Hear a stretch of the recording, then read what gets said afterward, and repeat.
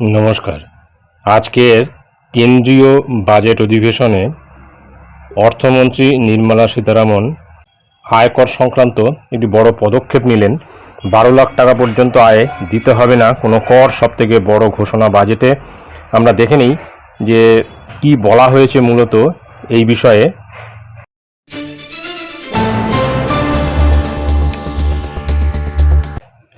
12 লক্ষ টাকা পর্যন্ত ইনকাম ট্যাক্স ফ্রি ঘোষণা ফিনান্স মিনিস্টার নির্মলার।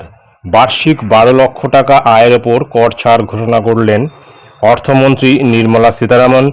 বার্ষিক 12 লক্ষের ওপর থেকে 16 লক্ষ টাকা পর্যন্ত আয়ের ওপরে 15% হারে কর দিতে হবে। আর বার্ষিক 16 লক্ষের ওপর থেকে 20 লক্ষ টাকা পর্যন্ত যাদের আয় তাদের দিতে হবে 20% হারে কর। আর 20 লক্ষের পর থেকে 24 লক্ষ পর্যন্ত বার্ষিক আয় দিতে হবে 25% হারে কর। আর বার্ষিক 25 লক্ষ টাকা থেকে তারও বেশি আয়ের ওপর 30% হারে কর দিতে হবে বলে ঘোষণা করেছেন ফিনান্স মিনিস্টার। অর্থাৎ আয়করে একটা বড় রকমের একটা ছাড়ের ঘোষণা করা হয়েছে এই বাজেটে।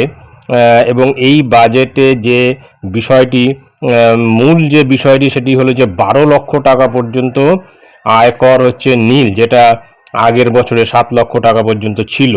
এবারে সেটা বৃদ্ধি করে 12 লক্ষ টাকা পর্যন্ত করা হয়েছে। তো এটাই ছিল আয়কর সংক্রান্ত একটি গুরুত্বপূর্ণ আপডেট যা আমি আপনাদের সঙ্গে শেয়ার করলাম। ধন্যবাদ।